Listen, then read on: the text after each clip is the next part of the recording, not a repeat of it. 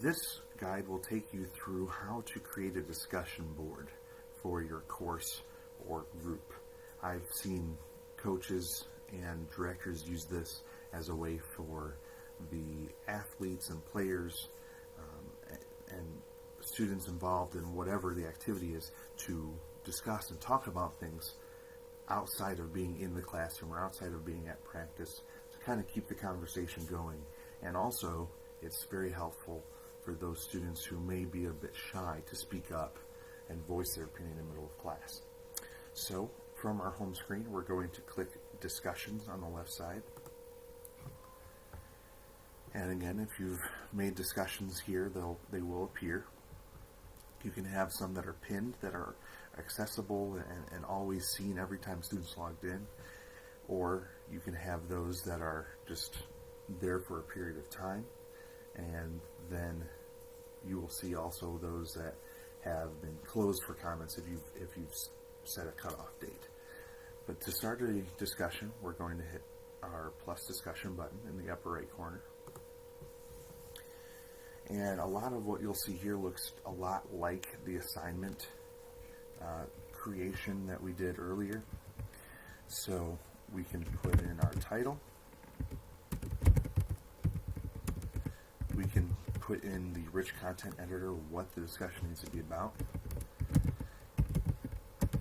And we can incorporate the same features and options that we had in the assignment. So we could put a YouTube video, we could put stuff for Khan Academy, we could change our fonts, again, pretty much anything you would want to put in to share with the students.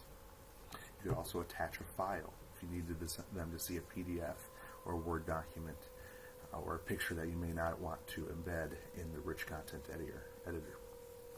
The options it gives you are to allow threaded replies. This is where one person would put a statement and then people would click reply to that and then it indents so you can see kind of where the different conversations and their paths go.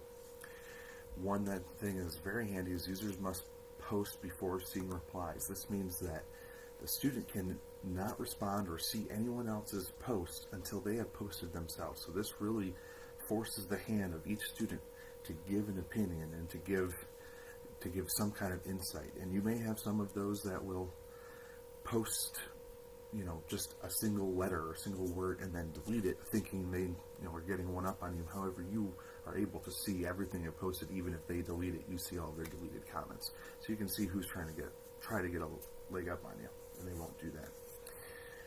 Podcast feeds are not something that I have dealt with.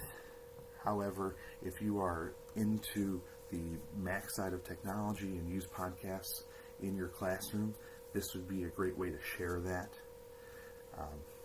And then you can select if you want it to be a graded discussion. So you may want to make this worth points for students to participate and to answer, hitting the requirements that you have set. And lastly, for the options, allowing liking. You can add the little thumbs up button the students are used to in social networking, so that way they might feel it's a little more familiar to them. You can make this a group discussion so that only students in a certain group can see it, and then you can set your available to and from dates right here. So for me, I typically do graded discussions, and I do allow the liking. You'll notice it's adding some other options for us as we go. That this would be worth 5 points, and it can be part of the assignment group. And also, when you're assigning it, you could assign it to specific students. So if we didn't want it to everyone, we could X off everyone, and then it'll come up with the names of every single student in here. And we could just select certain students if we wanted. We set our due date since it's graded, and if you don't specify a time, it'll just be 11:59 the evening of that date. We can also say, okay, we don't want them to start posting until school starts on the 6th. So we'll set 8 a.m. And then we have the option of saving or save and publish. I typically just do save and publish unless I have it set and available from date. And then the students will receive a notification when they log into Canvas that there's a discussion board and when it is due.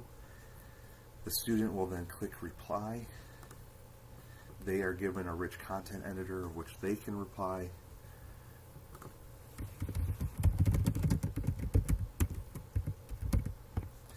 Clicking the post reply button then adds that. After they've done that, they'd be able to see everyone else's. They can click the thumbs up if they'd like to like it, and they can reply to this post by myself or the student, or if it's their first time, they'll hit just the reply button at the very top again. And that is how discussion boards work within Canvas. It's a very, very good resource to have.